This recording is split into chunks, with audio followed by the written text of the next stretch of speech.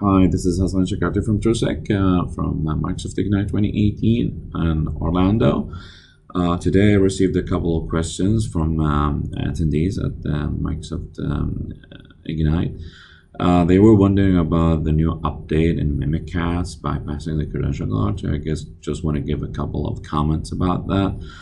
The feature that is used to do that kind of bypass is nothing new in mimikatz. This has been there for a good while.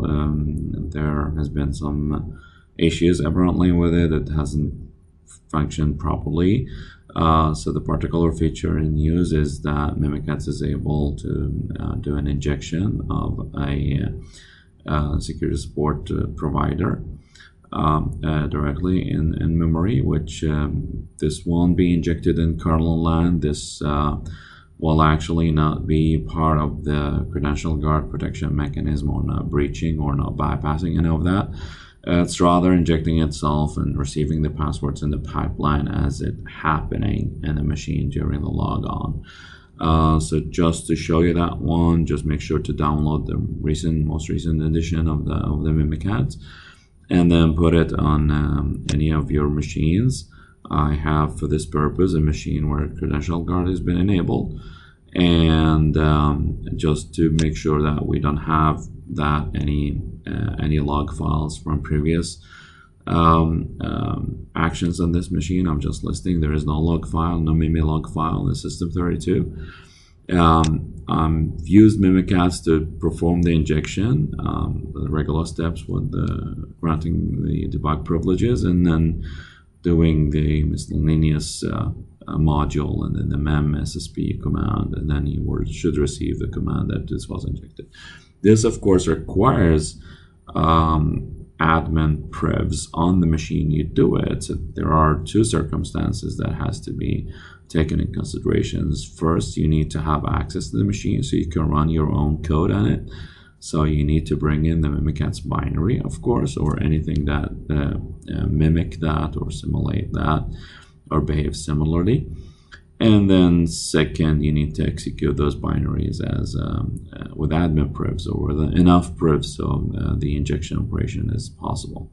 Once you've done that, now it's just a matter of locking this this computer, like if I would go lock it like that, and then go about unlocking it again. Now, if we go back and check on our log files, there is a mimi_lsa.log file. Just get content. Then you'll see there has been several attempts to provide credentials, as the locking, the unlocking operations I've just done on this machine. So as simple as that, this is actually injecting a provider, in this case mimikatz, doing that, injecting in memory only. So if you restart the machine, that provider will be gone. And then intercepting or acting as part of that pipeline. When you enter your password in the machine, it will be passed along to the different providers registered in the system. One of them will be the mem_ssp provider in question, and that will be able to log the password in clear text, as you can spot it here.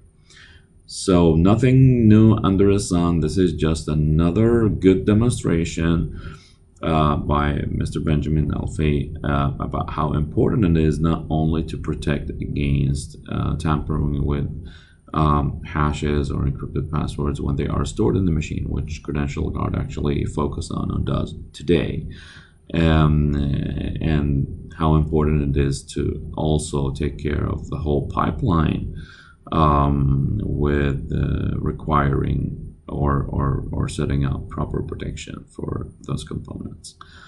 That's all for now. Out and over. Thank you very much for listening, and hope to see you again soon.